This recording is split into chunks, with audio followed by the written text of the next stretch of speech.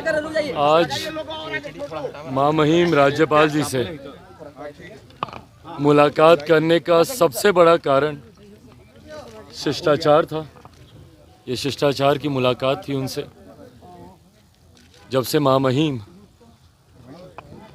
ने ये कार्यभार संभाला है बिहार प्रदेश के गवर्नर के तौर पर, उनसे पार्टी के साथ कोई शिष्टाचार वाली मुलाकात हुई नहीं थी।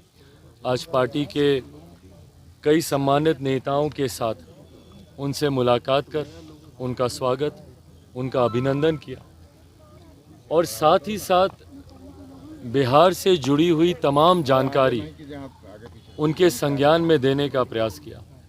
लोक जनशक्ति पार्टी रामविलास के तमाम नेता, मैं स्वयं, कोई दिन ऐसा नहीं है जब हम लोग बिहार के अलग अलग ज़िलों में ना जा रहे हैं। आज सुबह भी हम लोग मोतिहारी में थे, वहाँ पर 2 भाइयों की हत्या 15 दिन के भीतर कर दी गई। एक और परिवार जिनका इकलौता बेटा अंकित, उसकी हत्या कर दी गई।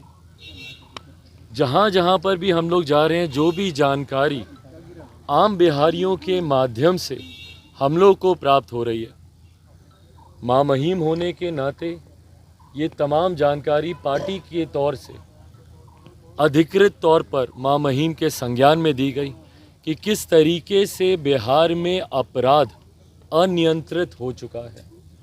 मां महिम ने खुद इस बात को कबूला और उन्होंने इस बात को माना कि उनके लिए भी ये बहुत बड़ी चिंता का विषय है कि क्राइम रेट जिस तरीके से बिहार में इतना बढ़ चुका है, उसी बात को आगे जोड़ते हुए मैंने उनके संज्ञान में दिया कि चिंता सिर्फ बढ़ते हुए क्राइम रेट की ही नहीं है, घटते हुए कन्विक्शन रेट की भी है। अपराधियों को सज़ा ना मिल पाना बिहार में, ये सबसे बड़ा कारण है कि बिहार में अपराध रुकते नहीं हैं। बड़ी से बड़ी आपराधिक घटनाएं घट जाती हैं पर ना के बराबर किसी को सज़ा होती है। कितनी ऐसी खबरें हैं जो कि न्यूज़ चैनल्स पे सुर्खियां बनती हैं, पर हफ्ता 10 दिन चलने के बाद में जाकर पता कीजिए तो जो लोगों को पकड़ा भी गया है उनको जानकारी के अभाव में, सबूतों के अभाव में, तथ्यों के अभाव में उन लोगों को छोड़ दिया जाता है। बढ़ते अपराध को लेकर ज़रूर मां महिम ने भी चिंता अपनी प्रकट की। शिक्षा को लेकर मां महिम यूनिवर्सिटीज़ के टॉप पोजीशन होल्ड करते हैं। ये जानकारी उनके संज्ञान में पुनः हम लोगों ने दी कि किस तरीके से सेशंस कंप्लीट नहीं होते हैं बिहार में। आप विश्वविद्यालयों में आप जाकर, आप यूनिवर्सिटीज़ में अगर आप जाकर आप देखेंगे, 3-3 साल का कोर्स 5-5, 6-6 साल तक चलता है। अगला एग्ज़ाम कब होगा नहीं होगा किसी को जानकारी नहीं। ये तमाम विषय मां महिम के संज्ञान में भी थे। बिहार में गिरती शिक्षा व्यवस्था को लेकर भी उन्होंने चिंता जाहिर की। शिक्षकों को लेकर हो, अभ्यर्थियों को लेकर हो, जिस तरीके से बिहार में युवाओं में एक आक्रोश है, एक असंतोष है, उसको लेकर भी मां महिम चिंतित दिखे। बहरहाल ये मेरा उत्तरदायित्व बनता है लोक जनशक्ति पार्टी रामविलास का अध्यक्ष होने के नाते। हम लोग लंबे समय से बिहार और बिहारियों के बीच रहने का काम कर रहे हैं। विभिन्न यात्राओं के माध्यम से हो या कार्यक्रमों के माध्यम से हो, जनता की तमाम समस्या जो हम लोग के संज्ञान में है, यही एक वो जगह है जहां से हम लोग को उम्मीद है। मुख्यमंत्री जी से उम्मीद अब बिहार की जनता भी छोड़ चुकी है, निराश हम लोग भी हो चुके हैं। अब लगता नहीं कि मुख्यमंत्री नीतीश कुमार जी के पास किसी भी समस्या का कोई समाधान बचा है। मुख्यमंत्री जहां एक तरफ अपने गठबंधन को बचाने के लिए, अपनी पार्टी में हो रहे बिखराव को बचाने के लिए, जहां पूरा ध्यान उनका केंद्रित अब सिर्फ और सिर्फ अपनी कुर्सी को लेकर सीमित रह गया, तो ऐसे में मां महिम ही एक विकल्प हम लोग के पास बचते हैं हम लोग की समस्या के समाधान के लिए।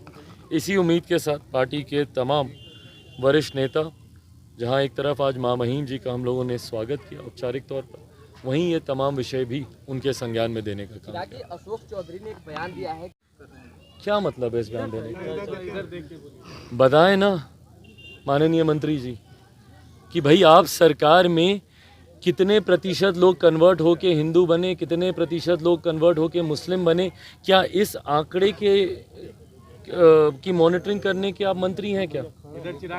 क्या जो विभाग की जिम्मेदारी आपके पास है, क्या उस विभाग से जुड़े हुई कोई समस्या आपके पास नहीं है? या बिहार प्रदेश की तमाम समस्याएं समाप्त हो गई हैं कि माननीय मंत्री जी को इन आंकड़ों की जानकारी साझा करनी पड़ रही है कि मुसलमानों में कितने कन्वर्ट हुए हैं, कितने कन्वर्ट नहीं हुए हैं। आप बताइए ना कि आपकी सरकार के मंत्री कर क्या रहे हैं भैया। अगर आप संप्रदायों की ही बात अगर आप करना चाहें, धर्म की अगर आप बात करना चाहें, तो हर धर्म को सम्मान देने की बात भारत का संविधान करता है। और आप लोग क्या कर रहे हैं भैया?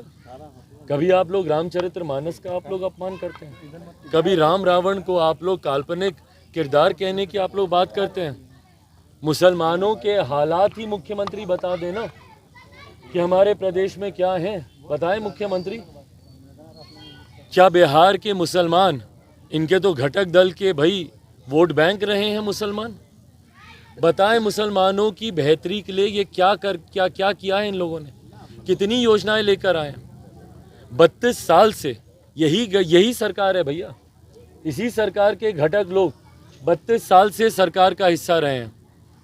तो बताएं कि भैया उसका हिस्सा रहते हुए अगर आप लोग को जाति की ही बात करनी है मुख्यमंत्री जी, तो आज मुझे बताएं ना कि कौन सी जाति को आपने संतुष्ट किया है। आप अपने ही समाज में बता दीजिए।